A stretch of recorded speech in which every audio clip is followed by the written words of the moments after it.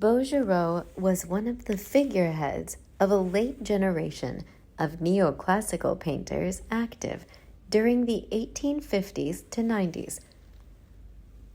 A traditionalist inspired by the Renaissance masters, he painted modern interpretations of mythological and classical themes.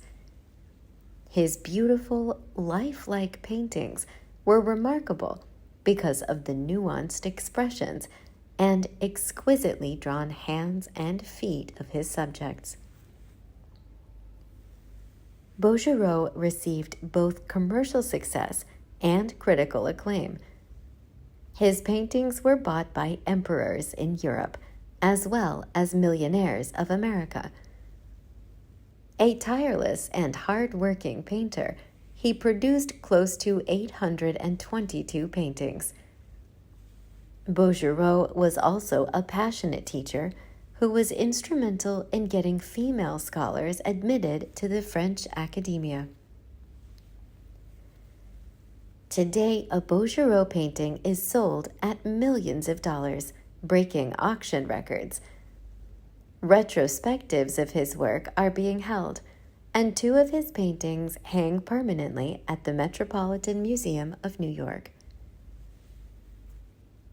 Here are the great artworks and the important art by William-Adolphe Bouguereau. 1850.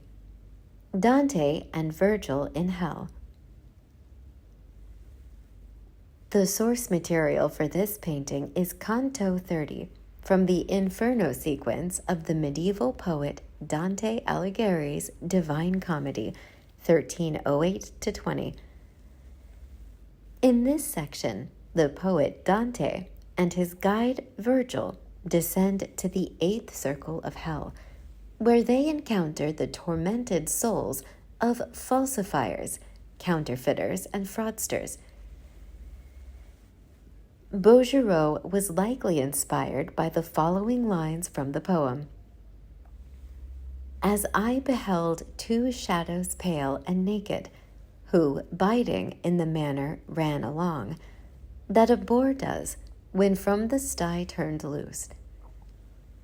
In the foreground, the wrathful Capocchio, a friend from Dante's school days, who was burned at the stake as an alchemist, is attacked by Gianni Schicchi, another of Dante's contemporaries, who had impersonated a dead man in order to steal his inheritance. A demon hovers in the background, while other damned souls writhe around in the fiery landscape. Bouguereau submitted this atypically macabre work to the Salon of 1850, at a time when he was just establishing himself as an academic painter. The work garnered significant critical praise, including from the writer Théophile Gautier, who remarked on Bouguereau's attention to musculature and narrative drama. Through his studies at the École des Beaux-Arts, Bouguereau had encountered the works of the great neoclassical painters and had absorbed a contemporary fashion for dark subjects from medieval literature. At this point in his career, he was also concerned with showing off his technical prowess by capturing unusually strained nude poses. Bouguereau would not return to Dante, soon discovering that, in his own words, the horrible, the frenzied, the heroic does not pay, and that the public preferred Venuses and Cupids. Nevertheless, he retained the exquisite skill in figure painting, which is clear from this work. Composed the same year as his breakthrough painting Zenobia found by shepherds on the banks of the Arax, 1850, which earned him the Grand Prix de Rome, this painting thus marks the point in Bouguereau's career when he established himself as a champion of the academic style. Oil on Canvas, Musée d'Orsay, Paris. 1876, Pieta. For this ambitious religious work, Bouguereau devised a large-scale interpretation of the classic Pieta theme, showing the Virgin Mary mourning the body of Christ. At the center of the composition, consumed by her black veil, Mary cradles her child, entreating the viewer to pity with her gaze. Golden aureoles resembling the gold leaf details on Renaissance icons and altar work surround the heads of the two central figures, while a group of mourning angels encircles the scene, echoing the central compositional shapes. A year before completing the painting, Bouguereau had suffered the traumatic loss of his teenage son, George, to a sudden illness. Contemporary correspondence reveals the artist's overwhelming grief at the death, that also seemed to have moved him to create a number of monumental religious works, this one being the most affecting. The golden urn in the foreground bears a faint Latin inscription dedicated to George, including his date of death. In stylistic terms, the art historian Gerald Ackerman has compared Bouguereau's religious works to the masters of the High Renaissance. Bouguereau builds compositions out of the movement of strong, well-rounded bodies, whose authoritative presence fills the canvases with energy. It is no coincidence that the position of Christ's head and shoulders echo that of Michelangelo's Vatican Pieta, 1498-99 sculpture. Bouguereau also paid close attention to detail through his use of color. The rusty, drying blood on the white cloth in the foreground, the reddened eyes of the tearful Virgin, and the green tones of Christ's extremities in decay, all enhance the visual precision. In 1870s France, religious painting was no longer the dominant genre it had been half a century previously, and the sharp, precise style of neoclassicism was also under threat from the advance of Impressionism. It is worth noting that this painting was composed 4 years after Monet's Impression Sunrise, 1872. However, Bouguereau was no captive of avant-garde fashion, and his personal identification with the Pieta theme allowed him to create a work transcending the cloying sentimentality for which he is sometimes criticized. Oil on Canvas, Private Collection. 1879, The Birth of Venus. In Bouguereau's interpretation of a famous origin narrative from Roman mythology, Venus, the goddess of love and beauty, emerges from sea foam standing on a shell, traversing the water to reach land. A flock of nymphs, tritons, and putti surround her in admiration, while in a take on the classic contrapposto stance of Venus Anadyomene from antiquity, the goddess accentuates the curve of her body in alternate directions while adjusting her hair. Cool pastel colors evoke the dewy atmosphere of the marine world. For this composition, Bouguereau drew inspiration from Renaissance masterworks such as Raphael's The Triumph of Galatea, circa 1514, with its encircling halo of cherubs, and Sandro Botticelli's seductive Birth of Venus, 1486, both of which Bouguereau had studied in Italy during his Prix de Rome scholarship. Unlike Raphael and Botticelli's nudes, however, Bouguereau's Venus is captured with a refined naturalism, indicating the new artistic tastes of the 1870s, without thereby foregoing neoclassical artifice. As such, the work rises to the challenge of the late 19th century salon painter, as described by T.J. Clark. To negotiate the flesh of a modern woman in naturalist style, while clinging to the academic ideal of the body as a sign, formal and generalized, meant for a token of composure and fulfillment. In its technical perfection, Bouguereau's Venus appears realistic, yet she remains displaced from individual identity, safely confined to the role of an ideal. This proved to be a successful and profitable combination, and Bouguereau received great acclaim for this painting at the 1879 Salon.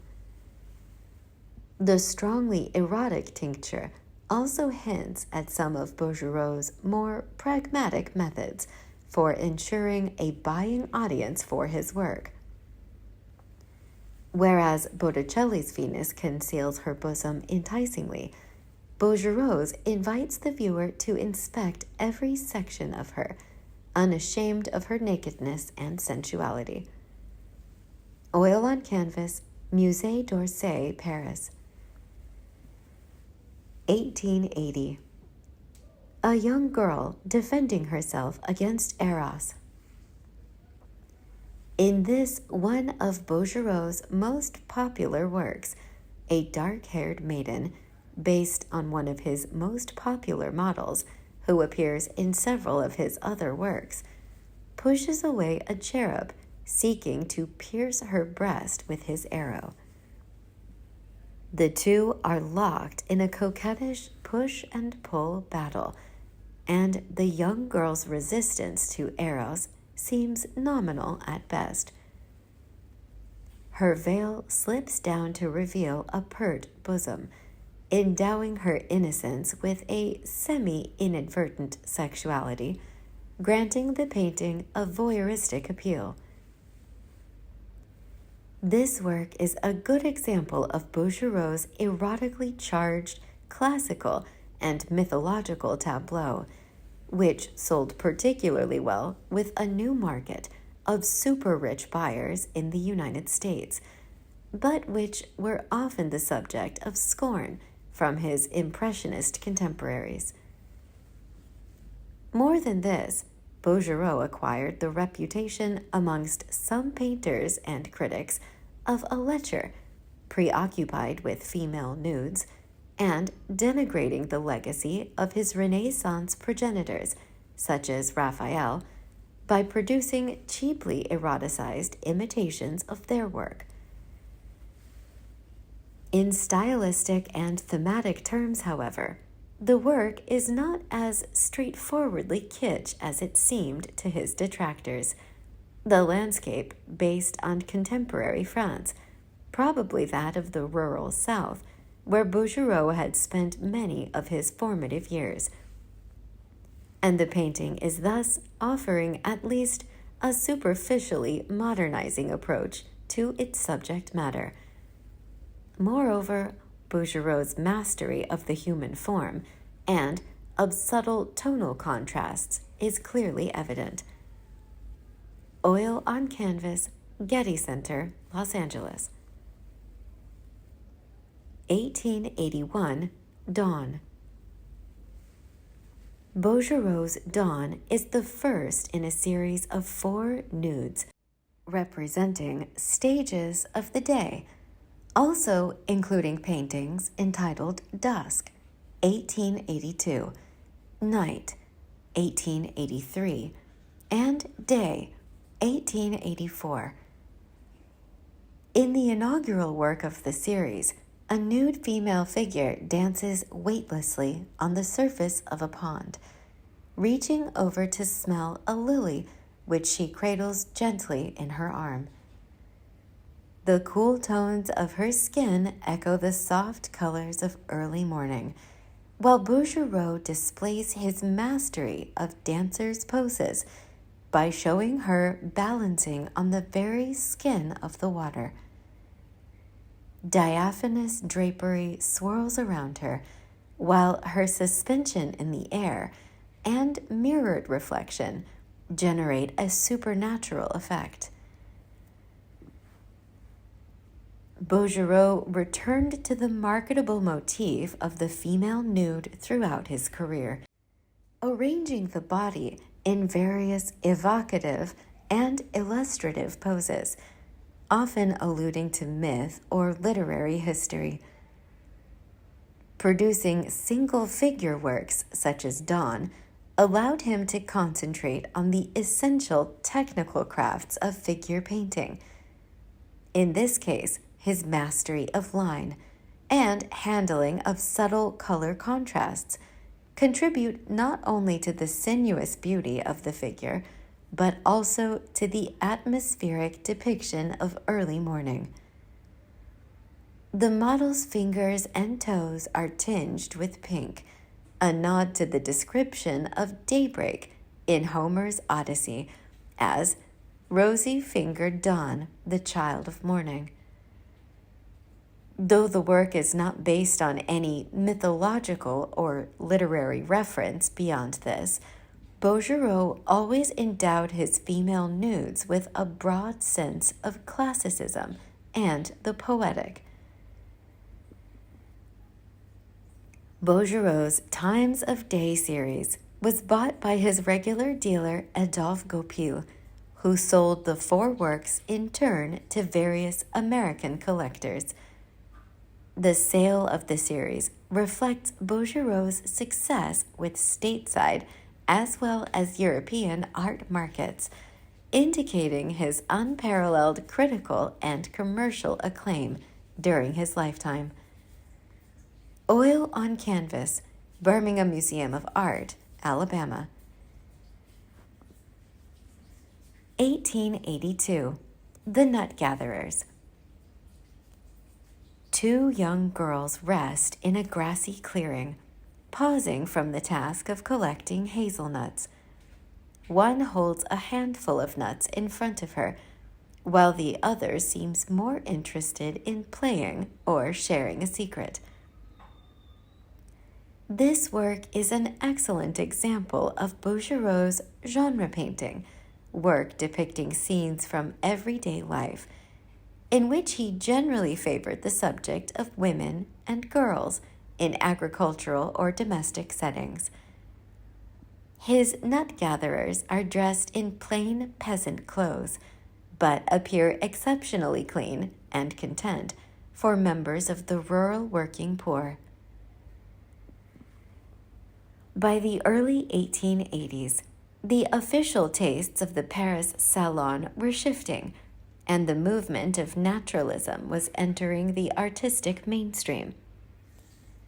Jules Bastien-Lepage's Haymakers, 1877, perhaps the great masterwork of rural naturalist genre painting, showing 2 laborers resting after a day's exertion in the fields, had been displayed at the 1878 Salon to great acclaim, and Bouguereau was closely attentive to the shifting moods of the art market. Works such as Nut Gatherers respond to this shift, though his genre paintings display the same idealized polish as his neoclassical work. Criticisms of Bouguereau as overly sentimental can perhaps be traced to such images as the Nut Gatherers. Nevertheless, his later works are remarkable for their naturalistic precision and successfully depict themes such as familial relations, quiet contemplation, and harmony with nature.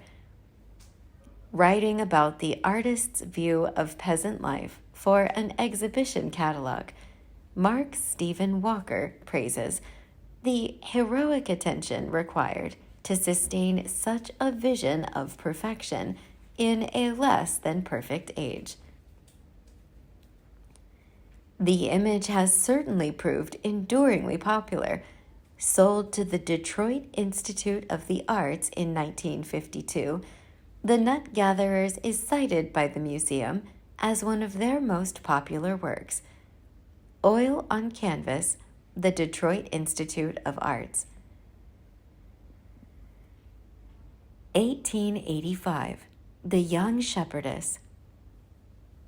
In Bouguereau's 1885 painting, The Young Shepherdess, a girl stands alone at the forefront of an expansive pasture, turning her body to face it with an air of propriety. Suitably enough, as the title indicates, her responsibility for the flock of sheep it contains. She looks back at the viewer with mild curiosity and friendliness, not averting her gaze. Towards the end of his career, Bouguereau painted many rustic genre scenes that proved immensely popular with collectors, including various works on the shepherdess theme. At the Salon and through the endeavors of his dealer Adolphe Goupil, viewers were charmed by the artist's depictions of rural labor, especially when commingled with images of young girls at play. Bouguereau offered a more sentimental vision of peasant life than realist painters such as Colbert and Millet, as indicated by works such as The Young Shepherdess. But again, his mastery of naturalistic figure painting cannot be questioned.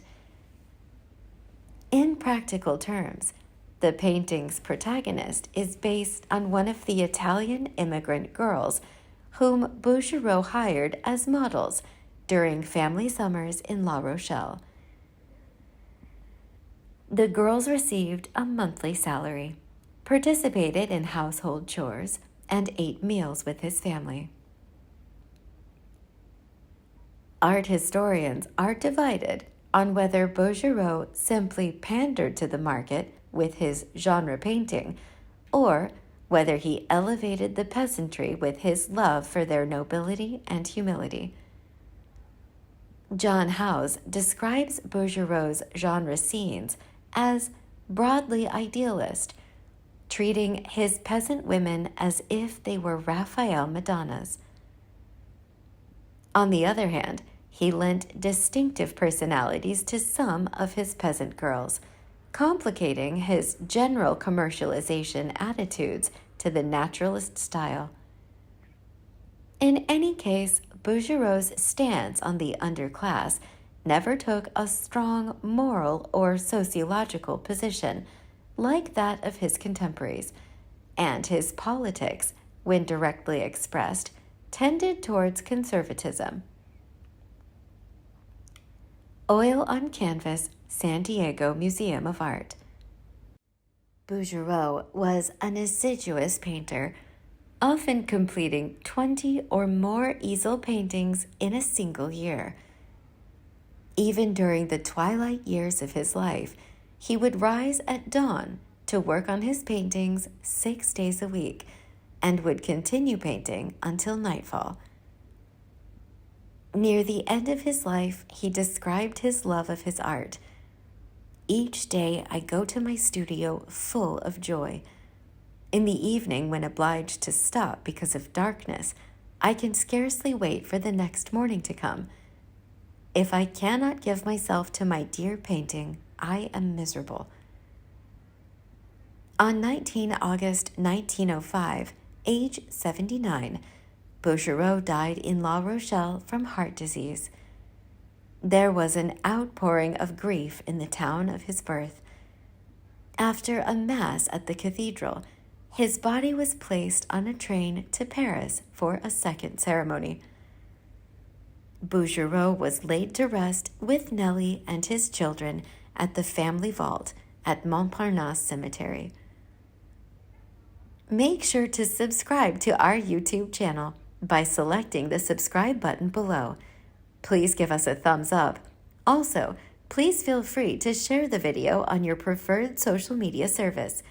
We are super excited about you watching our videos and look forward to your continued support. It means the world to us. See you in the following videos.